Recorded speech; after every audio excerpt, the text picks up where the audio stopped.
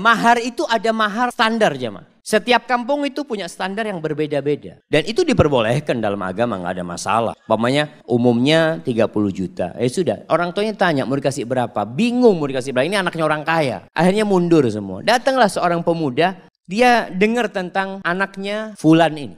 Anaknya orang kaya ini. Dia ngomong sama sahib-sahibnya, anak mau melamar dia, siapa tahu diterima. Ya Allah, orang yang lebih sukses dari kamu mundur, apalagi kayak kamu. Bismillah kan, siapa tahu diterima. Berangkat dia melamar. Ini tidak harus cinta, tapi cocok. Sampai ke sana ngobrol sama calon mertuanya. Sama ditanya sama calon mertuanya. Mau dikasih berapa anak saya? Apa kata calon menantunya? Bapak minta berapa? Kata orang tuanya, berapa? 15 juta nggak apa-apa, kata dia. Cuma 15 juta paman, kata dia.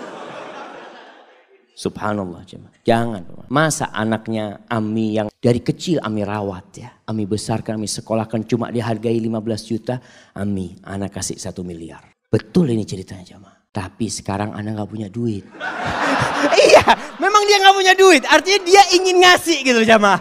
Subhanallah. Akhirnya diterima jemaah. Akhirnya menikah. Menikah dengan utang dia.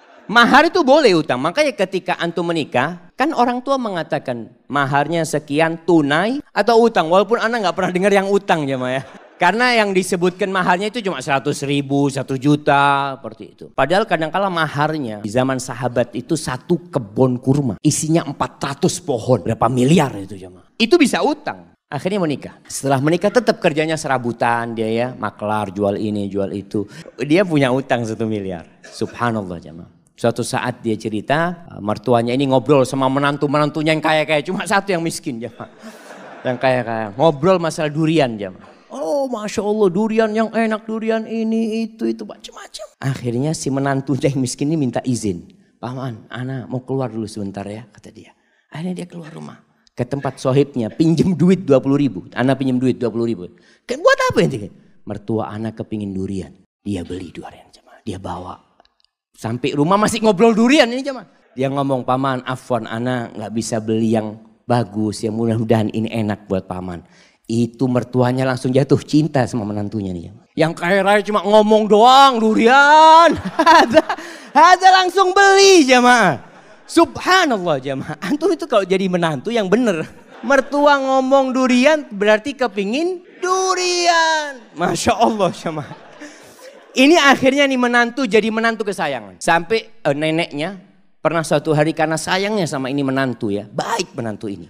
Cuma duitnya memang gak banyak. Tapi dia mau kerja. Makanya ketika itu dia mengatakan lupa. Salah satu yang diucapkan kepada calon mertuanya nih. Paman anak sekarang gak punya duit. Tapi alhamdulillah Allah kasih anak akal bisa berpikir. Allah kasih anak lutut, anak bisa berjalan. Anak insya Allah akan lunasin hal itu. Subhanallah. Sampai suatu hari dia dipanggil sama neneknya istrinya. Kata neneknya, nak nenek ini punya duit 500 juta. Nenek mau kasih buat kamu. Subhanallah jemaah. Si menantu malu jemaah. Janganlah nenek kalau mau kasih ke cucunya nenek. Biar nanti anak pinjam anak putar duitnya. Ini laki-laki terhormat jemaah. Artinya dia gak mau terima. Dia nanti mau pinjam sama istrinya. Kalau sudah punya istrinya dia bisa pinjam. Masya Allah jemaah. Akhirnya diberikan kepada istrinya duitnya diputar. Dia lunasin 1 miliar. Maka carilah laki tadi yang gak harus punya pekerjaan tetap. Masih banyak masyarakat Indonesia itu yang berpikir kalau cari pasangan hidup yang pegawai. Yang sudah punya gaji tetap.